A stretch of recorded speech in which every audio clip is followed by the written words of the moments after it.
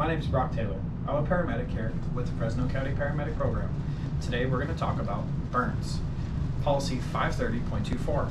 So, how we're going to start is we're going to do our assessment of the patient. The first thing we're going to do is we're going to assess the airway, the breathing, and the circulation.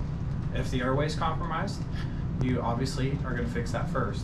You're going to start off with O2 on low flow with a nasal cannula. If you suspect any inhalation burns, you can move to high flow on NRB. Let's put that on. So once your airway is assessed, you're going to hook the patient up to a cardiac monitor, like so. Treat the rhythm if appropriate. After you get the patient on the cardiac monitor, you need to transport. So if you're less than 30 minutes from a hospital, you want to defer IV placement until you're en route. IV placement proximal to the elbow, if possible in the antecubital fossa. At that point, you can move to your burn sheets. If it's less than 15% TBSA, which is your total body surface area, you want to use moist, sterile dressings to cover the area. If it's a large burn, you want to use a dry sheet. So large burn is going to be anything over 15% TBSA. We do not dress the face, obviously, because of airway compromise.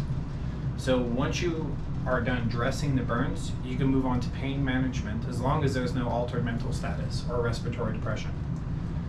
You can give 25 to 100 micrograms of fentanyl every 5 minutes after reassessing blood pressure and respiratory rate until pain is relieved or the patient encounters respiratory depression. Pediatric patients, you're going to follow the 1 microgram per kilogram rate. For electrical burns, you're going to, anything over 120 volts, you're going to take to a burn center. 2 second and third degree burns circumferentially, you're going to take to a burn center. Second and third degree burns to the face, neck, hands, feet, perineum, or genitals, you're going to take to a burn center. Chemical burns over 10% TBSA to a burn center. And anything over 15% TBSA, second and third degree burns, to a burn center. You have your rule of 9s to follow. So on an adult patient, the head is 9%. The arms, this is all anteriorly, the arms are 9%. The chest is 18. The legs from waist down, 18. The genitals being 1%. Also, you can follow the rule of palms if you have any questions about that. It's going to be 1% TBSA per the patient's palm, not yours, the patient's palm.